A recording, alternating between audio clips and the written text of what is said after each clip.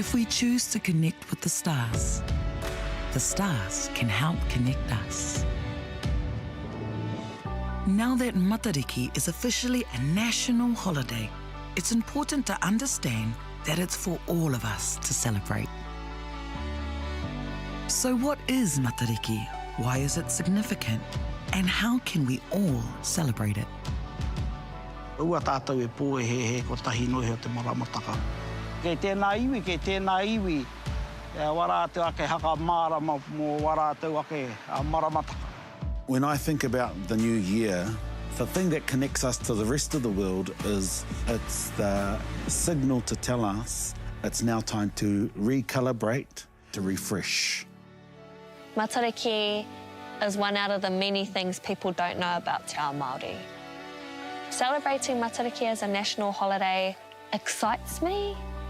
This is a positive outlook and pathway we can go into learning more.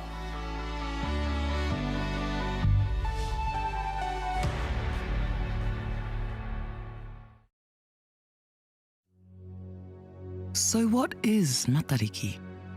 Or who is Matariki? Matariki is a star cluster that rises in midwinter. Because of the season change and their deep connection to the environment, many Māori saw the rising of Matariki as a sign of the new year. So where is Matariki? The best time to see the star cluster is just before sunrise. In Aotearoa, Matariki is northeast. First look east to the line of 3 stars that make up Orion's belt, or Tautoru. Then, follow the direction of Tautoru to the left until you see a tiny cluster of stars. This is Matariki. Matariki can be seen from all around the world. The Middle East, Asia, Australia, Europe, North and South America. Different cultures have their own names and stories attached to the cluster. Across Europe, Matariki is known as Pleiades. Some refer to them as the 7 sisters.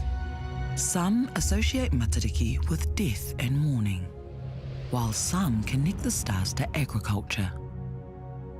In Japan, Matariki is known as Subaru, which means gathering together. Many people around the world have been guided by stars, from astrology to ocean navigation and measuring time. Since ancient times, people have looked to stars as signs to connect them with events here on Earth. Christians believe the Star of Bethlehem was a miraculous sign to mark the birth of Christ. The Bible says, "There will be signs in the sun, moon and stars. On the earth, nations will be in anguish and perplexity at the roaring and tossing of the sea." Many cultures believed that the positions of the stars were their creator's way of telling stories. So it seemed only natural to recognize patterns in the sky, give them names, and tell stories about them. So what's our story here in Aotearoa? The word Matariki is often referred to as the eyes of God. Mata meaning eyes and ariki meaning God. Many Māori believe when they pass on, our spirits ascend to the sky and we become stars. Some consider Matariki to be the mother star surrounded by her children. Some say she has 6 children. Some say she has 8. Each star is connected to our environment. Waiti and Waita are the stars watching over our water and all the kai that live within it. One for the fresh water like our rivers and lakes, and the other for our oceans. Tupuanuku and Tupuarangi look after our kai that grow below and above the land, our veggie gardens and all that live within our trees and the sky. Waipunarangi and Ururangi are the weather stars, guardians of the rain and wind. And the final 2 stars are our protectors, Pōhutukawa and Hiwaiterangi. One protects the memories of our loved ones who have passed away, while the other protects our wishes. This as the Matariki whānau.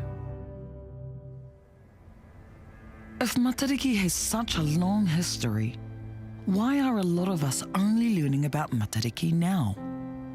The reason why people don't know much about it is simply because when you've got different symbols around the country, recognising and remembering a dying race, that encourages us to be embarrassed of who we are and our culture.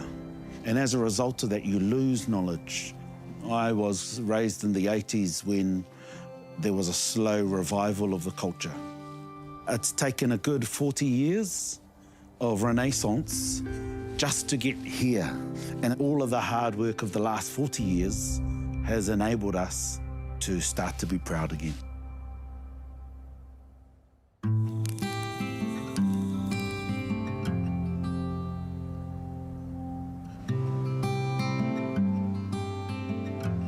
He rereke ki tēnā iwi, ki tēnā iwi, ki tēnā motu. He rereke ngā tohu, he rereke ngā tai, he rereke ngā hau, he rereke ngā mea katoa. Ko hine kina ana hoki hua i te tangata ki te ao whakarereki, whakarere kōrero. Ko e hoki rā ko māui mua, ko māui rota, ko māui taha, ko māui pai, ko māui tiki tiki a taranga. E here ai te rā e tū i hoi runga rā. Ka wānanga te pō, ka wānanga te ao. Hakatau ana ke te toi tā maua, whiti raua, tū mai te toki. Haumi e, hui e, tai ki e. Nui ngā koranga ke roto i ngā pūrākau, hei ako i a tātou me pēhea te tiro i te taiao, me pēhea te tiro me haka mahi i te mātauranga Māori, hei arataki i te tahi kaupapa, e kore tāia te aupū tāia o Pākehā te tiro ne.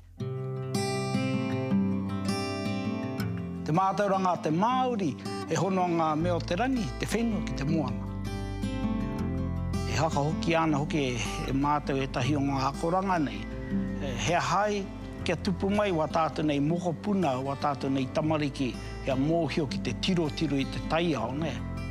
Whangai tia te māramatanga ki Ngāuri, kei ngaro moa ke tunu atu.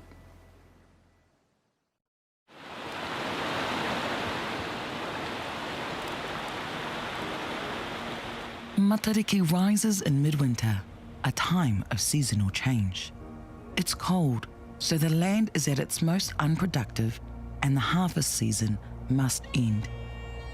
What more does this star cluster tell us at this time of year? Traditionally, all of our New Years were in winter, because the moment that things get warm, we're then moving into work. And so summer is our biggest time to work, because you go out and get all of the food that you need to get while you then rest in the winter. You stay home during the winter, you go all around the world, all the big battles around the world. Very rarely were they in winter, and if they were, the people who went to attack would often lose. You don't hear any stories of our tupuna going into big battles in winter simply because it makes sense to stay home. Ngāti Rangi have come home to learn about ancient traditions and how they can celebrate their new year.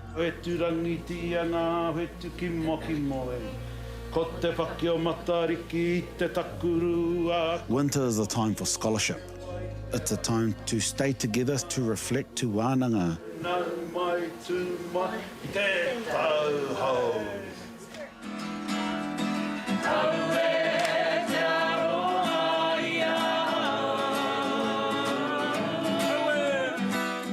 I live a long way away from home, and it's hard sometimes being away, but coming home is really grounding.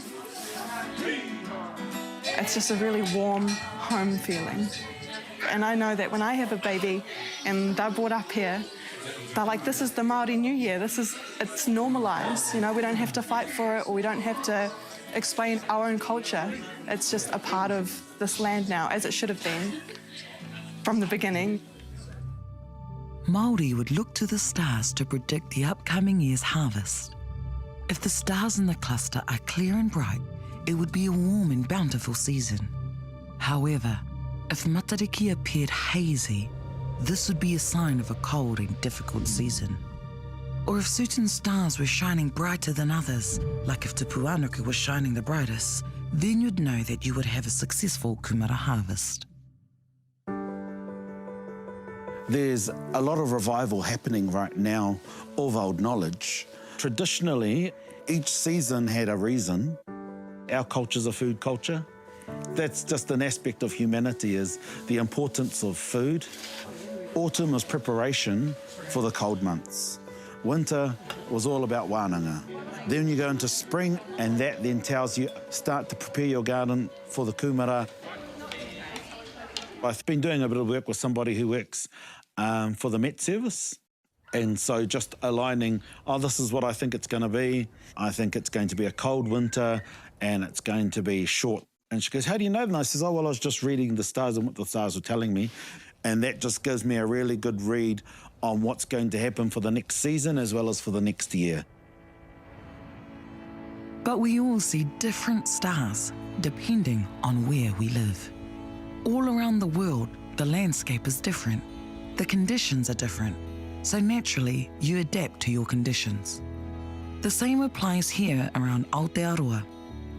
Every tribe is surrounded by a different environment, so every tribe has different traditions. Not all tribes see Matariki as a sign of the new year. This may be because in their environment they can't see Matariki, and other stars are more prominent. Puanga, also known as Rigel, is a star that many Māori see as a sign of the new year. It's higher and much brighter than Matariki, and it rises around the same time too. Puanga is celebrated all around Aotearoa, but mainly on the west coast, far north, parts of the South Island and the Chathams. Some signs were read differently, but most tribes knew of both Matariki and Puanga. Some people say, oh no, we're Puanga, oh no, we're Matariki. What's really important from my perspective is there's no competition. You read whatever you read depending on where you are. Puanga is a key star for us of the west coast coming into the central volcanoes. And she's important simply because we get a better read from her than we do from Matariki. Traditionally, in the mountain here, to prepare for the cold months, we would go down to the Whanganui River where it's slightly warmer. And so because we were down the river, you can't see Matariki and you can only see Puanga.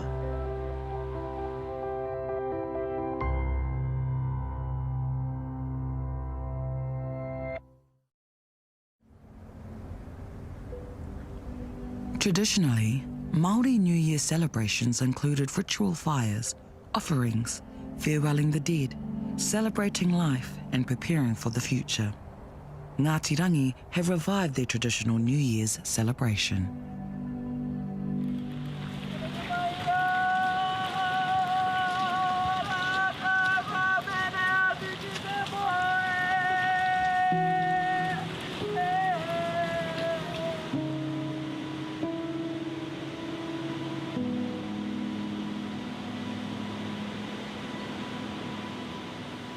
Ia tau, ka piki atu mātou, ki te maunga ki te karakia. Ka tai, ka unuku atu, ka tauna te ai. Ka waka ua i ngā ingoa o te unga kaumate, ka tukuna atu ki te marea. Rana, Virginia, Marekura, Te Weturere Pōwhi, Robert Gray, Joe Hawke, Moana Jackson. Ki reira tuku atu ai, kia tākiri atu ai wetu I te rangi. I lost my mum a while ago. And it's time to celebrate who they are through who we are and to let go, but to still remember. Because if you don't talk about them, you lose them. And that's what the fire and that's about. And that's why when we reflect on waiata and karakia, you feel their presence in it.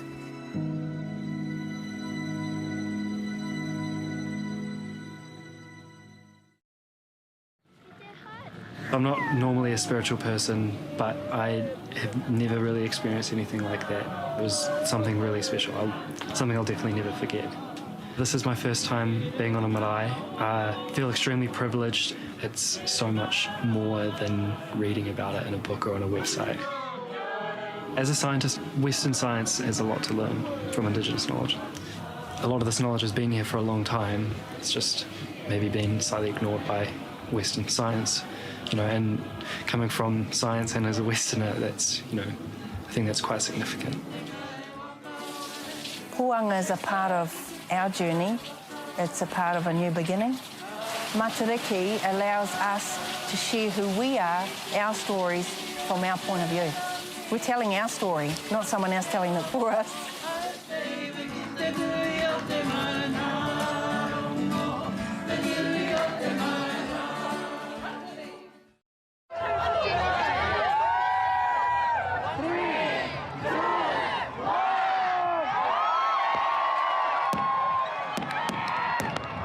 A lot of us here in Aotearoa typically associate New Year's celebrations with toasting glasses, parties, countdowns and fireworks.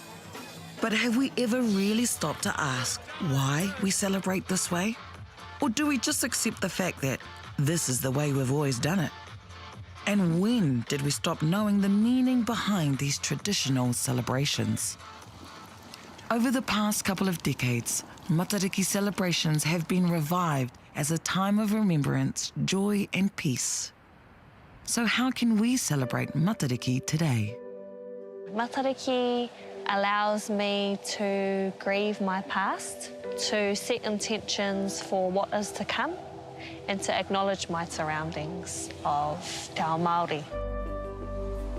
I went to a wānanga, the way they spoke about star navigation, that really sparked my love for Matariki and how to incorporate it through my lifestyle. From that day forward, it was like the best. It was better than the Beyonce concert. Like, it was amazing. And I was looking around in the room and I was like, why am I the only young person here? Traditionally, Māori needed to observe and understand their environment for survival. A tupuna. They relied on Matariki as signs of how to get their kai. My dream is for kids to walk outside and understand the natural notifications in our environment. And understanding that, you can know so much more about yourself. I'm not an expert, but I'm just a messenger stick to my peers on the cool-as things we have in Te Ao Māori. Hana is trying to modernise Māori traditions to help her generation to understand how the lunar phases can affect our behaviour. We're all just teenagers trying to find our way in life in this 21st century, and it can get a bit emotionally high and emotionally low. And I was just trying to help them navigate through those different cycles from a Māori perspective. I created one of these resources to understand maramataka, which is the Māori lunar calendar, and hope to help them navigate through their mental well-being, their spiritual well-being, and their physical well-being according to the maramataka phases. For instance, one of our moon phases is Rākau Nui, and in this flip chart book we've got our moon is full, a great time to outgrow comfortable places. Matariki is not just a Māori thing. A lot of different cultures celebrate Matariki in their own way, in their own tikanga. My uncle and auntie were the initiators to start celebrating Matariki a few years back. And our first Matariki we had was literally just roasting marshmallows by the fire, and we were talking about different variations of Matariki. The wairua of that night, you can't compare it and I can't explain it. It's just very special, very warming, and that's what Matariki's about. So to me, in my eyes, if you can have your family together, if you can have really nice kai and a celebration of our whakapapa and hitori, that's Matariki to me. To be honest, I don't really know that much about Matariki. I'm half Tongan, half Scottish. I feel like everyone should learn about Matariki, you know, because it's like part of New Zealand. Get a better understanding about it, not just like learning it, but understanding it fully. Yeah.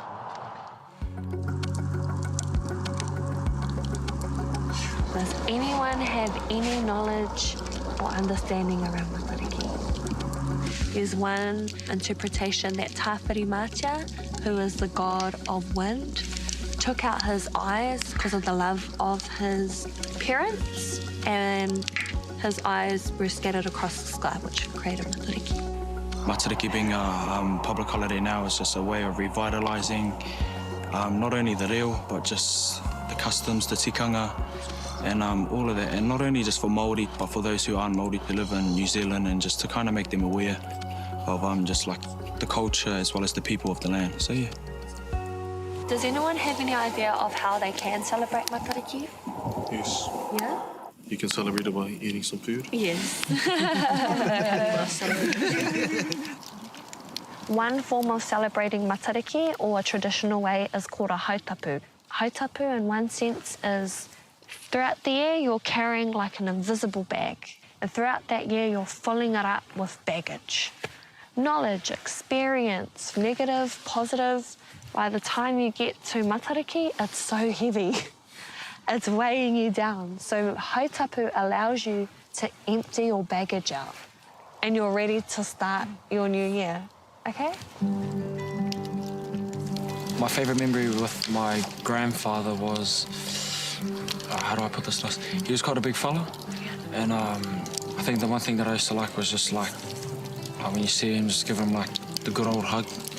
Like since he's like big fella, he was just like, felt real embracing. Yeah. So probably one of my favourite memory of me and my grandfather. In terms of sitting with my beliefs, it doesn't really correlate, but that's fine, you know, you can always learn new things. So how we would celebrate a hautapu is we would open the space with the karakia, and then we acknowledge by saying the names of people that have passed away in that year, and then we karakia to the different whetū or stars. And in this instance, we will place down an offering that is associated with each star. And so we would place these on our bonfire, right?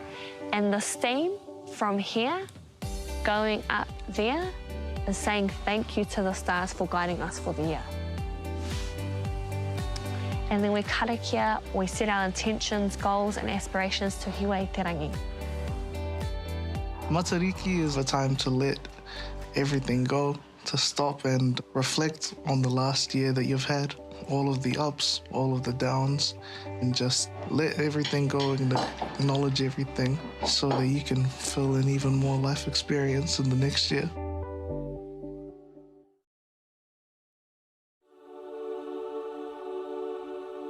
Matariki can help bring our country together so that we can enjoy the best of both worlds.